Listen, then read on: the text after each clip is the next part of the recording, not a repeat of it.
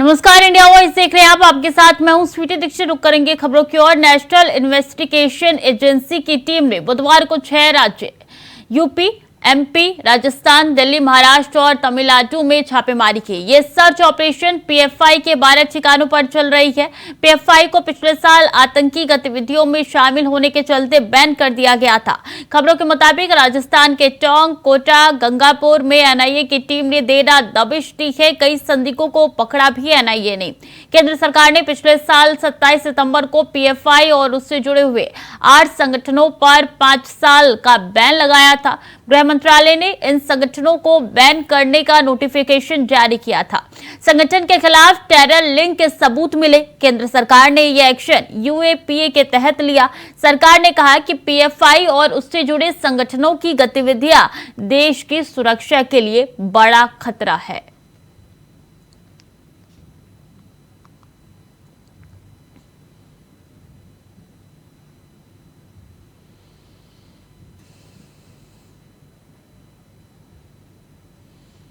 और बिहार के पूर्व मुख्यमंत्री और हम के अध्यक्ष जितन राम मांझी ने एनडीए में सीट शेयरिंग को लेकर बड़ा बयान दिया। उन्होंने क्या कुछ कहा, आइए आपको सुनाते हैं। हाइपोथेटिकल बात है। हम जब से एनडीए में आए हैं तब से इसके पहले जो गए थे तो हमने उनसे मुलाकात की थी और उसमें मुलाकात जरूर किया था राजनीतिक कारणों से कि भाई एनडीए में अब सीटों का बंटवारा या सीटों का तालमेल हो जाना चाहिए। तो बात हुई है कि दशहरा के बाद सब लोग यहाँ प्रवास में आवेंगे, उसी समय सारी बात होगी। और आज जो हम जा रहे हैं विशुद्ध रूप में अपना व्यक्तिगत बात के लिए जा रहे हैं। हमारा आँख का ऑपरेशन होगा, कल हम एम्स में भर्ती होंगे, तो 12 तारीख को हमारा ऑपरेशन होगा, 13 को शायद हम निकल पाएंगे। और उसी हमारी बेटी है, उसको खांसी हो गई है। यहाँ कई एक डॉक्टर देखे हैं, उसके बावजूद भी बहुत तरह की बात हो रही है, तो वो भी जा रही है। तो इस बार हम कोई राजनीतिक कारणों से नहीं जा रहे हैं, स्वास्थ्य के कारणों से जा रहे हैं। दिल्ली के मुख्यमंत्री ने एक कार्यक्रम के दौरान केंद्र सरकार पर निशाना साधा और कहा कि देश में अर्थव्यवस्था डूबती जा रही है, जिससे रोजगार कम हो रहा है। तो आज मेरे सामने सबसे बड़ा चैलेंज है कि मैं अपने युवाओं के लिए रोजगार कैसे पैदा करूं, और दूसरी तरफ देश की अर्थव्यवस्था आज ऐसा हाल हो गया है कि रोजगार पैदा होने की बजाय, नए रोजगार बनने की बजाय देश भर में आज अर्थव्यवस्था धीरे धीरे खराब होती जा रही है। जिन लोगों को हमें रोजगार देना था, एक आंकड़ा ये बताता है कि पिछले कुछ सालों में 12 लाख अमीर लोग, हाई नेटवर्थ इंडिविजुअल बोलते हैं उनको, 12 लाख पैसे वाले बड़े बड़े व्यापारी, बड़े बड़े उद्योगपति भारत देश छोड़ के दूसरे देशों में चले गए, वहां की नागरिकता ले ली। क्यों? ऐसा डर का माहौल पैदा कर रखा है पूरे देश में, ऐसा डर का माहौल है। अब यहां पे कोई काम ही नहीं करना चाहता हमारे देश में। अपना काम धंधा, अपने व्यापार, अपने उद्योग, अपनी फैक्ट्री बंद कर करके अगर लोग विदेशों में जाएंगे तो यहाँ रोजगार कौन देगा? हमारे बच्चे कहाँ रोजगार लेने के लिए जाएंगे?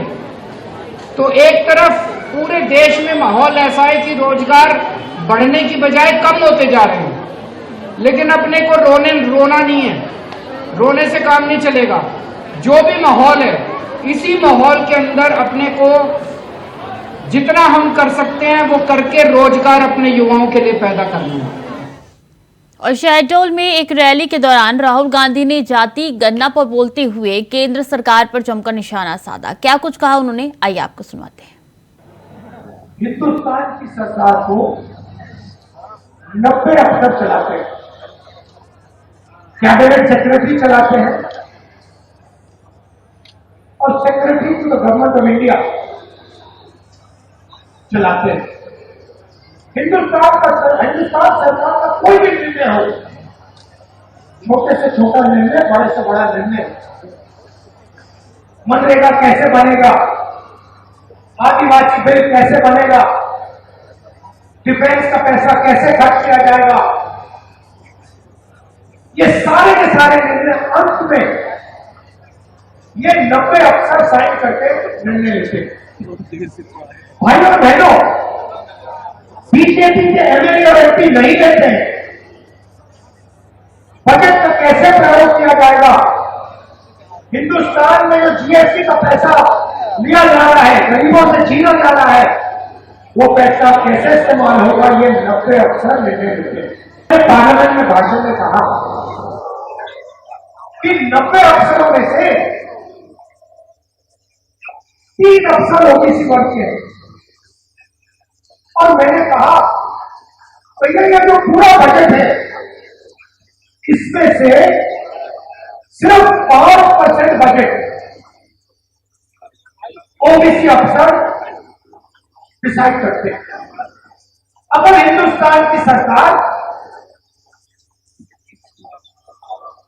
100 रुपए खर्च करती है तो ओबीसी वर्ग के अफसर 5 रुपए का निर्णय लेते हैं। अब मैं आपसे सवाल पूछता हूं, मजेदार सवाल। अगर हिंदुस्तान की सरकार 100 रुपए खर्च करती है और ओबीसी के अफसर 5 रुपए का निर्णय लेते हैं तो आदिवासी अफसर आज कितने रुपए का निर्णय लेते हैं, ये बता दीजिए। ये हिंदुस्तान हमारे देश को चलाते हैं। आप मुझे बताइए, अगर हिंदुस्तान की सरकार 100 रुपए खर्च करती है तो आदिवासी अफसर कितने रुपए का निर्णय लेते हैं? जब मैं आपको बताऊंगा, जवाब दूंगा, आप हिल जाओगे। शर्म की बात है भाई और बहनों, 100 रुपए में से आदिवासी अफसर 5 रुपए का निर्णय नहीं लेते। भाई और बहनों, नहीं, 1 रुपए का भी निर्णय नहीं लेते, 50 पैसे का भी निर्णय नहीं लेते, 25 पैसे का निर्णय नहीं लेते। भाई और बहनों, हिंदुस्तान अगर 100 रुपए खर्च करता है तो आदिवासी अफसर 10 पैसे करते। और 2024 के चुनावी युद्ध में बीजेपी ने अपने तरकश तीर निकालने शुरू कर दी है और इन तीरों के निशाने उत्तर प्रदेश की 80 की 80 सीटों पर जीत है, जिसके लिए बीजेपी ने एक साथ कई रणनीतियों का फॉर्मूला तैयार किया है। जहां एक तरफ तो दिग्गज चेहरों से लेकर फिल्मी सितारे यूपी में कमल की कमान संभालेंगे, तो वहीं चर्चाओं का बाजार गर्म है कि बीजेपी की इस नई फौज में योगी सरकार के मंत्रियों से लेकर केंद्रीय मंत्री तक चुनावी सेना का हिस्सा होंगे। रिपोर्ट देखिए। उत्तर प्रदेश में 2024 के लोकसभा चुनाव को लेकर राजनीतिक गलियारों में सरगर्मियां तेज हो चुकी हैं और चुनावी मोड में अव्वल रहने वाली बीजेपी इस बार भी अपने हथियारों को धार देने की कवायद शुरू कर चुकी है, जिसके तहत अब यूपी में सभी 80 सीटों पर जीत का लक्ष्य लिए बीजेपी एक बार फिर रणनीति पर कसरत में जुट गई है। बीजेपी का मेन फोकस इस बार 2019 में हारी बाजी को जीत में पलटना है, जिसके लिए 2019 में बीजेपी के हाथ से निकल गई 14 सीटों पर अब दिग्गज चेहरों पर दांव खेलने की तैयारी पार्टी के द्वारा पूरी की जा चुकी है और इन चेहरों में बीजेपी के मंत्रियों से लेकर फिल्मी सितारों के साथ ही पूर्व और मौजूदा नौकरशाहों की एक चुनावी फौज युद्ध में बीजेपी की ओर से कमान संभालने की तैयारी में है। भारतीय जनता पार्टी का लक्ष्य है कि उत्तर प्रदेश में 80 में से 80 सीटें जीतने का। जो 14 सीटें हमारे पास नहीं हैं वो किस वजह से नहीं हैं, इस पर भी एक मंथन किया जा रहा है और ये प्रयास है कि हम 80 में से 80 कैसे जीतें। और कोई भी राजनीतिक दल ये प्रयास रखता है कि वो ज़्यादा से ज़्यादा सीटें कैसे जीते, तो वही लक्ष्य भारतीय जनता पार्टी का भी है। का सूर्यास्त करना जनता ने प्रारंभ कर दिया है, पहले कर्नाटक में, फिर हिमाचल में और अब देख रहे हैं घोषी में जनता ने इनका सूर्यास्त करने का काम करा है। क्योंकि जनता याद कर पा रही है 2014 का वो घोषणा पत्र जो इन्होंने जनता से वादे करे थे, 2 करोड़ नौकरी का, 15 लाख अकाउंट में, किसानों की आय दोगुनी की, महिला की सुरक्षा की, ये सभी मोर्चों पर फेल हो चुकी है और अपने व्यापारी मित्रों को लाभ के अलावा ये जनता को सड़क पर लाने का काम भारतीय जनता पार्टी ने पिछले 9.5 साल के कार्यकाल में करा है। और अब जनता बिल्कुल तैयार बैठी है 2024 में भारतीय जनता पार्टी को जवाब देने। वही खबर ये भी है कि योगी मंत्रिमंडल के विस्तार की तैयारी हो रही है। आने वाले नवरात्र के दिनों में योगी मंत्रिमंडल के विस्तार की खबरें सियासी गलियारों में तैर रही हैं। हालांकि ये विस्तार बहुत बड़ा नहीं होगा, मगर सुहेल देव भारतीय समाज पार्टी के मुखिया ओम प्रकाश राजभर का मंत्री बनना तय माना जा रहा है। उनके साथ ही हाल ही में सपा छोड़कर भाजपा का दामन थामने वाले दारा सिंह चौहान की ताजपोशी की भी संभावना जताई जा रही है। दरअसल घोसी उपचुनाव में करारी हार के बाद दारा सिंह के सियासी भविष्य को लेकर कयासों का दौर शुरू हो गया था, मगर बीते कुछ दिनों में उन्होंने लखनऊ से दिल्ली तक खासी भागदौड़ की है। वहीं खबरें ये भी हैं कि यूपी प्रदेश सरकार के कई मंत्री और विधायक लोकसभा चुनाव की टिकट की दौड़ में शामिल है। वो मौजूदा सांसदों के सामने चुनौती पेश कर रहे हैं। लोक निर्माण विभाग के मंत्री जितिन प्रसाद को पार्टी इस बार पीलीभीत से चुनाव लड़ा सकती है। वहीं समाज कल्याण विभाग के राज्य मंत्री स्वतंत्र प्रभार असीम अरुण के नाम की चर्चा इटावा लोकसभा सीट को लेकर है। पर्यटन मंत्री जयवीर सिंह का नाम फिरोजाबाद से, तो मथुरा सीट पर एक विधायक का नाम चर्चाओं में है। मध्य प्रदेश मॉडल ने भी कई सांसदों की नींद उड़ा दी है। बीजेपी की मंशा है कि इस बार 2024 के लोकसभा चुनाव में बीजेपी 80 की 80 लोकसभा सीटों पर जीत दर्ज करे, जिसके लिए खाद पानी तैयार किया जा रहा है। साथ ही नए योद्धाओं पर जिम्मेदारी है कि इस बार इन सभी 14 सीटों पर कमल खिले, जिसके लिए पार्टी आलाकमान से लेकर कार्यकर्ता तक सभी कमर कस चुके हैं। अब देखना ये है कि बीजेपी के सितारे और दिग्गज चेहरे क्या राजनीति के आसमान में बीजेपी के सितारे बुलंद कर पाएंगे या नहीं। Bureau report, India voice. Hardoi में पुलिस का अजब गजब कारनामा देखने को मिला है, जहां के पचदेवरा थाने का एक वीडियो सामने आया है, जिसमें एक आरोपी शिवलिंग पकड़कर कसम खाता नजर आ रहा है। वहीं कह रहा है कि मैं भगवान शिव की कसम खाकर कहता हूं कि दोबारा से अपराध नहीं करूंगा, शराब नहीं पीऊंगा, किसी से मारपीट नहीं करूंगा। घटना का वीडियो सोशल मीडिया पे वायरल हो रहा है। मामला पचदेवरा थाने का है। कोई गलत काम नहीं करेंगे। पचदेवरा थाने के अंदर की फोटो है। हमारे कदम का शंकर जी की दारू नहीं थी, कोई गलत काम नहीं करेंगे। पचदेवरा थाने के अंदर की फोटो है। यमुनानगर के छछरौली थाना क्षेत्र के बरौली गांव में महिला सरपंच ने खंड विकास पंचायत अधिकारी के खिलाफ दबाव बनाने और केस दर्ज किए हैं, जहां सरपंच जिला उपायुक्त को शिकायत देने लघु सचिवालय में पहुंची। महिला सरपंच सुल्ताना ने बताया कि उनके पंचायती जमीन पर पॉपुलर के 130 पेड़ थे, जिसमें से पूर्व सरपंच मनमोहन सिंह ने 30 सितंबर को कटवा दिए। इसकी शिकायत पुलिस थाने में दी गई है, मगर पूर्व सरपंच के खिलाफ कोई कार्रवाई नहीं हुई। इसी मामले में खंड विकास पंचायत अधिकारी उन पर पूर्व सरपंच मनमोहन सिंह से समझौता करने के लिए दबाव बना रही हैं। फिलहाल जिला उपायुक्त ने इसकी शिकायत पर जल्द ही जांच का आश्वासन दिया है।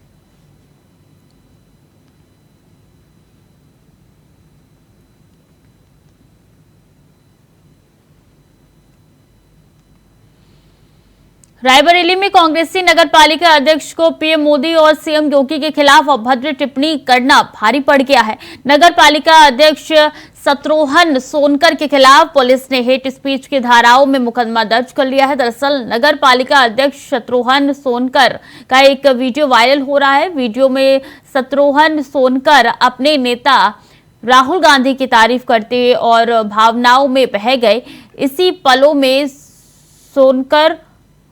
फ्लो में सोनकर पीएम मोदी समेत सीएम योगी तक पर अभद्र टिप्पणी करने लगे। सोनकर का ये वीडियो वायरल हो रहा है। भाजपाइयों में उबाल नजर आ रहा है। इस वीडियो से भारतीय जनता पार्टी के पदाधिकारियों और कार्यकर्ताओं ने पहले जिलाधिकारी को सोनकर के खिलाफ एक ज्ञापन सौंपा और बाद में नगर कोतवाली में सोनकर के खिलाफ मुकदमा दर्ज करा दिया।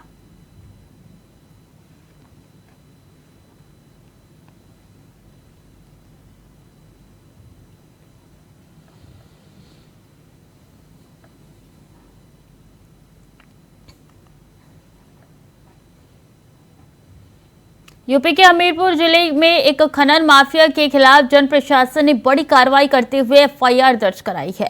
साथ ही मौके पर अवैध खनन पाया गया है, जिसका जुर्माना लगाते हुए पॉकलैंड मशीन सीज कर दी गई है। बताया जा रहा है कि ये खनन माफिया सपा सरकार में एक मंत्री के बहुत ही करीबी था और अवैध खनन की जांच कर रही सीबीआई के दायरे में भी था। हालांकि अब हमीरपुर जिला प्रशासन ने सख्ती दिखाते हुए ऐसे सरपट्टा खनन माफिया के खिलाफ कार्रवाई शुरू कर दी है, तो वहीं आय से अधिक संपत्ति की भी जांच की मांग की गई है।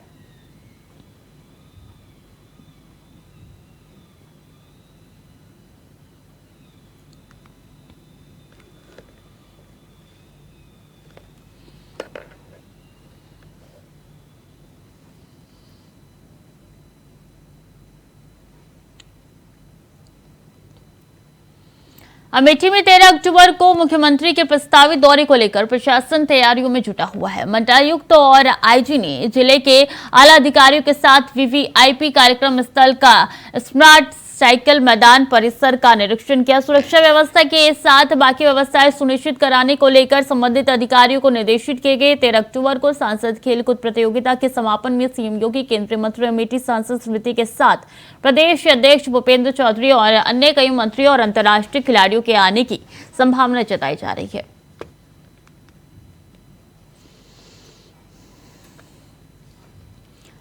कुरुक्षेत्र पुलिस और जननायक जनता पार्टी के नेता योगेश तन्मा एक साथ मिलकर नशे के खिलाफ अभियान चलाया जा रहा है। दरअसल पुलिस को खबर मिली थी कि थानेसर के पत्थर वाली गली में नशे के कारोबार चल रहे थे, जिसके बाद जब पुलिस वहां पहुंची, पुलिस को आता देख संदिग्ध युवक मौके से फरार हो गया। फिलहाल पुलिस आरोपी की तलाश कर रही है।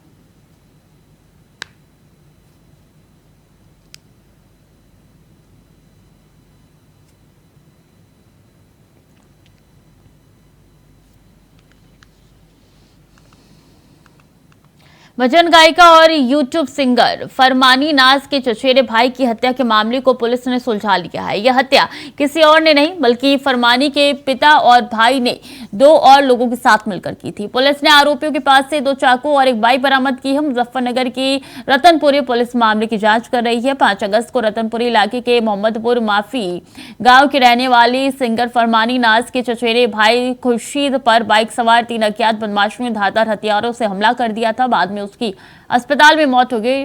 मृतक खुर्शीद के पिता वली मोहम्मद ने इस सिलसिले में मुकदमा दर्ज कराया था।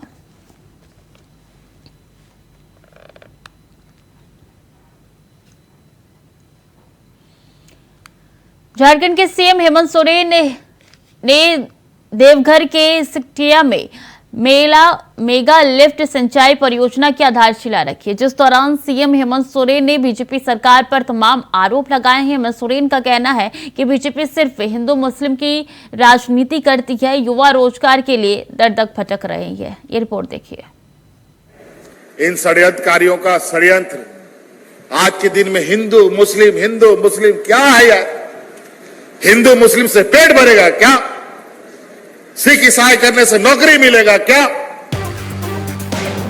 तो सुना आपने, ये झारखंड के मुख्यमंत्री हेमंत सोरेन जो बीजेपी पर हिंदू मुस्लिम के नाम पर राजनीति करने का आरोप लगा रहे हैं। वैसे तो हेमंत सोरेन देवघर के सिकटिया में मेगा लिफ्ट सिंचाई परियोजना की आधारशिला रख रहे थे, मगर इस दौरान बातों ही बातों में सीएम ने बीजेपी की पूर्व सरकार को निशाने पर ले लिया और जमकर आरोपों की बरसात कर डाली। आरोप ये कि बीजेपी धर्म के नाम पर राजनीति करती है, नफरत फैलाती है, हर किसी पर झूठे आरोप लगाती है। हेमंत सोरेन ने कहा कि क्या हिंदू मुस्लिम करने से नौकरी मिलेगी?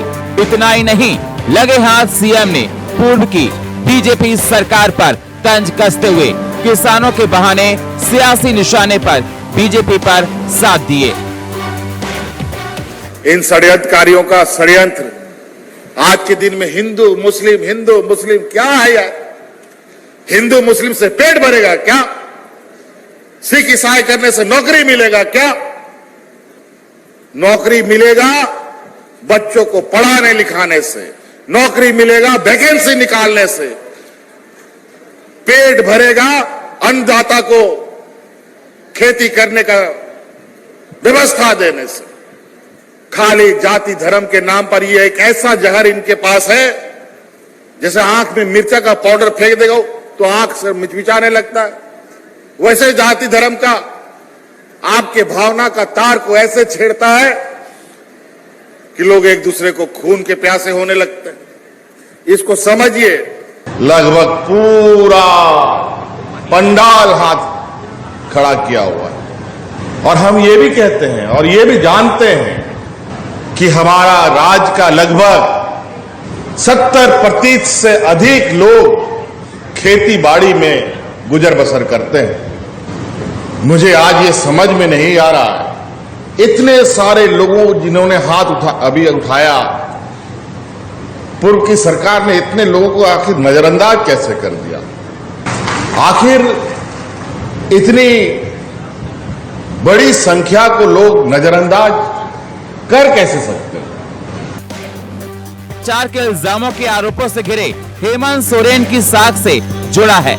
ऐसे में बार बार विपक्ष के सियासी तीरों से घायल हेमंत सोरेन हो या फिर उनके सिपा सलारकार, हर कोई ये सफाई दे रहे हैं कि बीजेपी और केंद्र की मोदी सरकार हेमंत सरकार को बदनाम करने की कोशिशों में जुटी हैं और कुछ नहीं, सारे के सारे इल्जाम निराधार हैं, सियासी हैं, झूठे हैं।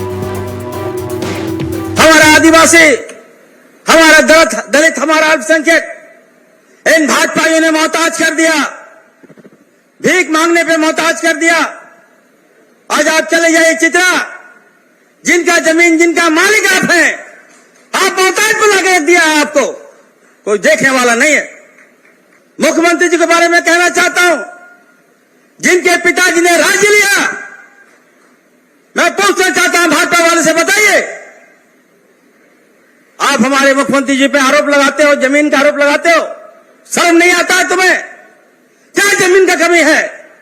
आज हमारा धरती पुत्र अगर इस राज्य का मुख्यमंत्री बनाए तो एक खुशी की बात है, गर्व की बात है। आज आपको लाभ मिल रहा है, केवल सारक ही नहीं बल्कि हमारा जामताड़ा को भी पानी मिलेगा, वहां के लोगों को भी लाभ मिलेगा। हेमंत सोरेन के ऊपर ईडी की तलवार लटकी है, जिसको लेकर वो हमेशा बीजेपी की केंद्र सरकार पर उन्हें परेशान करने की तोहमत मरते रहते हैं।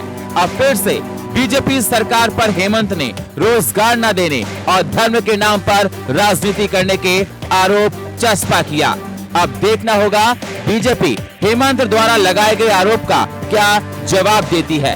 मगर ये सच है कि झारखंड की सियासत में बेरोजगारी और भ्रष्टाचार सबसे बड़ा मुद्दा है, इसमें कोई दो राय नहीं। Bureau report, India voice, Ranchi.